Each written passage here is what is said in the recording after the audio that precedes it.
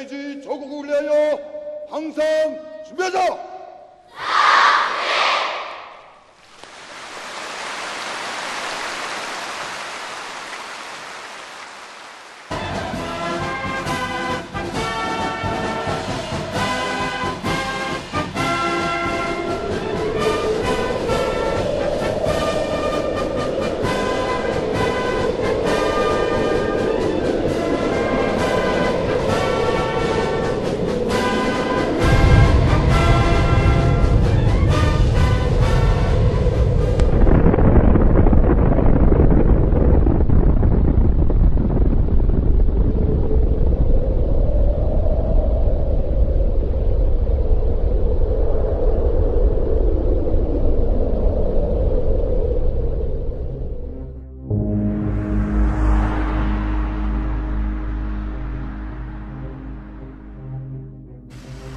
Flanked by his Secretary of State, UN Ambassador and National Security Advisor, President Trump is turning up the heat on North Korea for a third time this week. Late tonight, asked, is the U.S. going to war? I think you know the answer to that.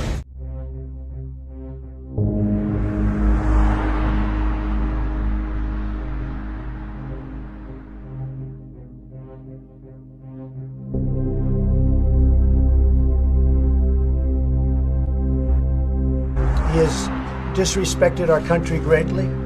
He has said things that are horrific. And with me, he's not getting away with it. He got away with it for a long time between him and his family. He's not getting away with it. It's a whole new ballgame. And he's not going to be saying those things, and he's certainly not going to be doing those things. I read about we're in Guam by August 15th. Let's see what he does with Guam. He does something in Guam. It will be an event the likes of which nobody's seen before, what will happen in North Korea. It's not a dare, it's a statement. It has nothing to do with dare. That's a statement. This is a crucial warning to the United States, calling that fire and fury comment by President Trump a load of nonsense. They say that this has infuriated the Army. They list the exact rockets that they plan to use to fire at Guam, David, and they say this plan will be complete by mid-August. The administration will have to decide whether some sort of preemptive strike or some other measure should be undertaken to stop Kim. North Korea best not make any more threats to the United States. They will be met with fire and fury like the world has never seen. He has been very threatening beyond a normal statement. And as I said, they will be met with fire, fury, and frankly power, the likes of which this world has never seen before. President Obama said global warming is the biggest threat. I totally disagree. I say that it's a simple one. Nuclear is our greatest threat worldwide. Not even a question, not even close. What to do if North Korea carries out its threat to lob 4 ballistic missiles in this direction? In the event of a missile attack, do not look at the flash or fireball. It can blind you. Take cover under a concrete structure or below ground. Lie flat on the ground and cover your head. It could take 30 seconds or more for the blast wave to hit. And if caught outside, shower with lots of soap and shampoo to help remove radioactive contamination. Washing hair and taping windowsills and stuff like that, that's kind of new to us. This is a weapon that we don't want to mess around with. North Korea's military says its missiles would drop fear into the United States, splashing down in international waters 20 miles off Guam.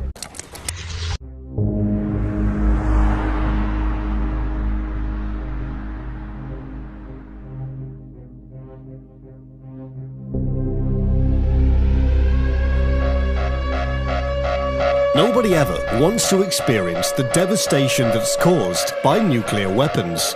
For decades, the Soviet Union and the United States have built and tested hundreds of different nuclear weapons, with so many nuclear blasts documented with video evidence, and after the US bombed Japan, seeing firsthand the devastation, the world clearly doesn't want to experience it ever again. Fortunately, we've avoided all-out nuclear war in the 21st century. However, today, the threat of nuclear war is still very real. Whether in the hands of a small country or a top nation state, nuclear war is something everybody should be prepared for. Much like planning the natural disaster, economic collapse, and other so-called events, it's important to have a plan and supplies already in place. If you don't have a clue what supplies you should consider, I've put together the top 20 things you absolutely must have to survive a nuclear war and total economic collapse.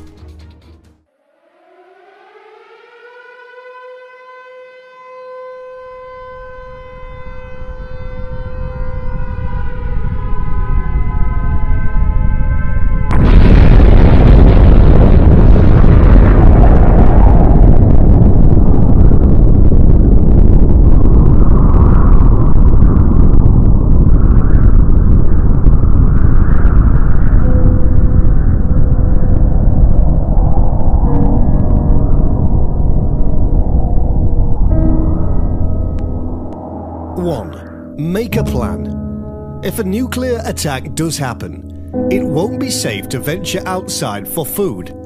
You should stay sheltered for at least 48 hours, preferably longer. Having food and medical supplies on hand can put your mind at ease and allow you to focus on other aspects of the survival. 2. Fallout chamber bunker. You would like to dig yourself a nice deep hole surrounded by solid thick concrete walls. The radiation from nuclear fallout can be extremely dangerous and can linger for several days after the initial blast. Radiation can even seep through the material, so that's why it's important to have a thick wall between the invisible radiation and your family. The thicker the wall, the better, because it loses its negative attributes when passing through things. If you don't have a nuclear shelter, this whole list may be irrelevant. That's what makes it the most important item to have among the list of top 20 items you absolutely must have to survive a nuclear war. 3. Heat source. You can only survive 3 hours in dangerous weather conditions. If you live in a colder location, you will want to have some sort of heat source within your shelter. This should already be packed in your kit. You do not want to gather sources of heat after a blast or during the fallout. 4. Electric generator.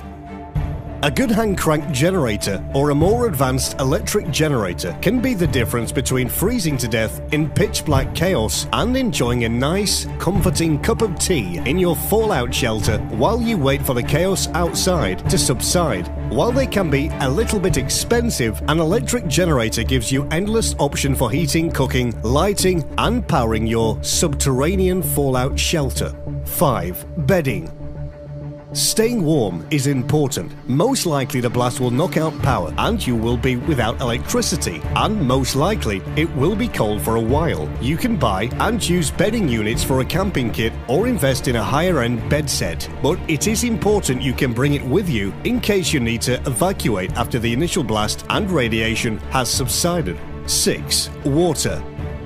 Water is something first world-class citizens take for granted on a daily basis. Turn on the tap, buy a bottle of water, or visit your local fast food chain and you can find water. The idea of not having water is simply an afterthought. The painful truth is that when a nuclear blast occurs, the first priority is to protect your water. Ideally, you want to have enough water stored in advance and it should be given top priority. Many emergency kits come complete with the capacity to store multiple gallons of water. A family of 4 should store a minimum of 12 gallons of water every single day. 7. Food.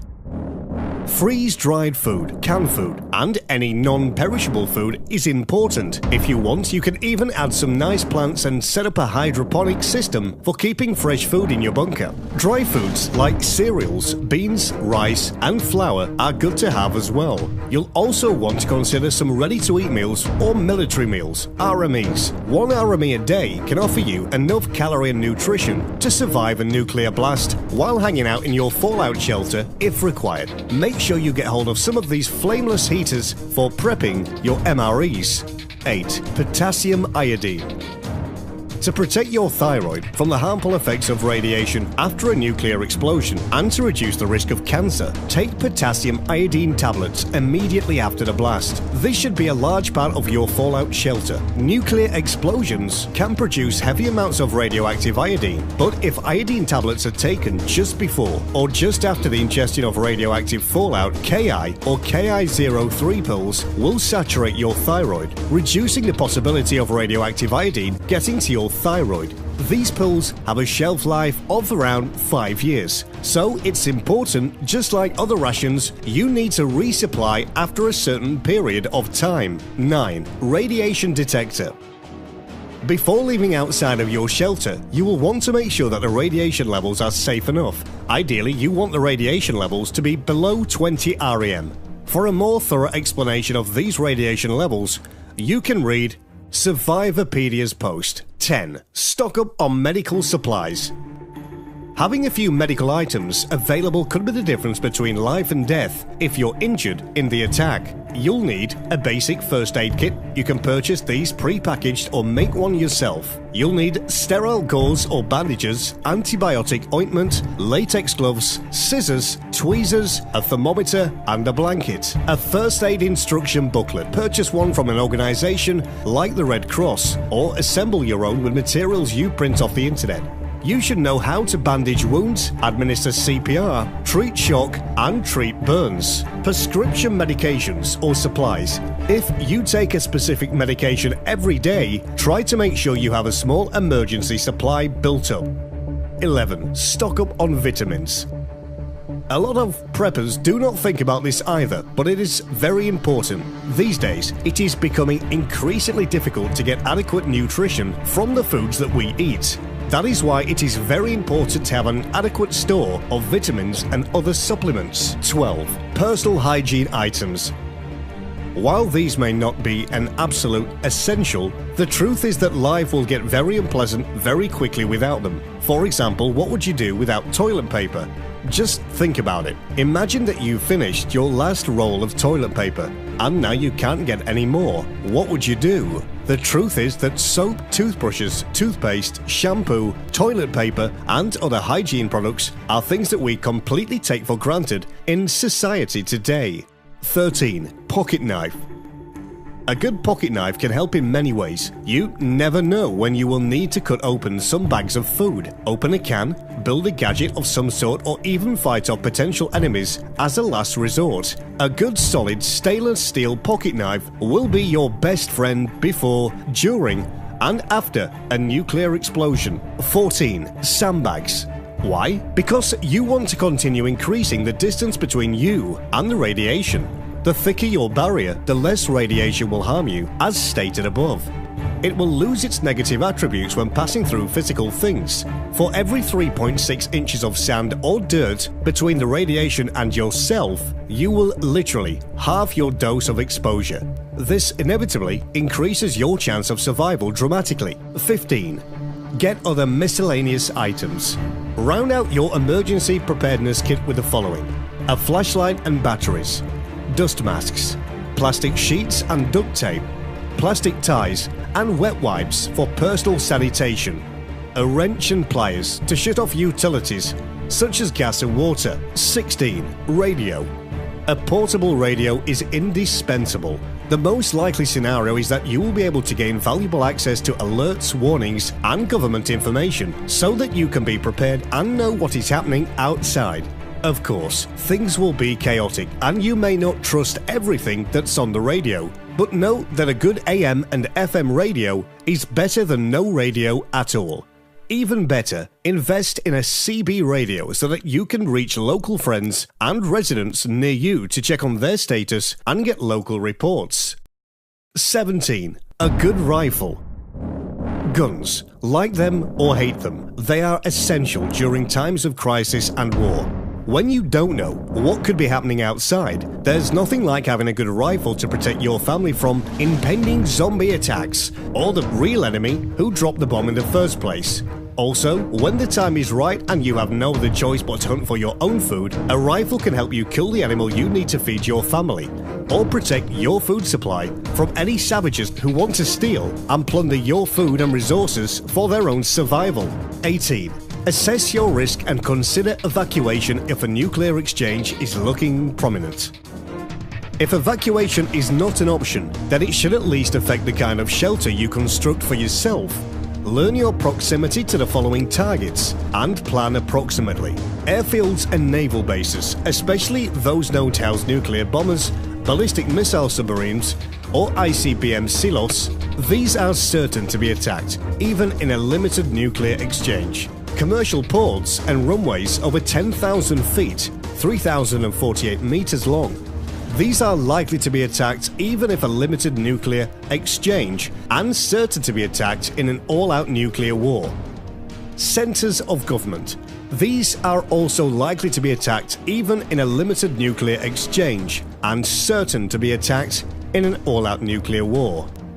Large industrial cities and major population centers.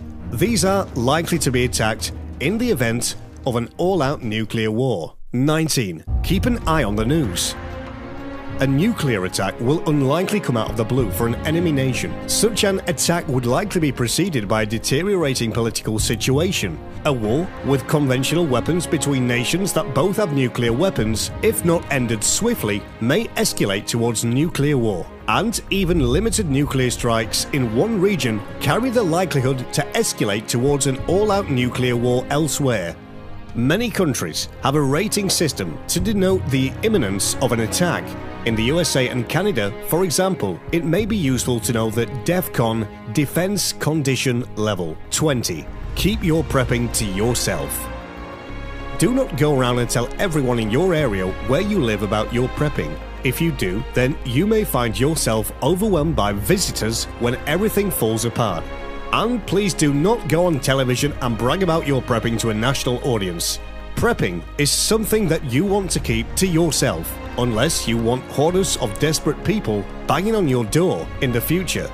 Please get prepared while you still can. A great storm is coming, and time is quickly running out. So, do you have any points that you would add to the list above? Please feel free to post a comment with your thoughts below.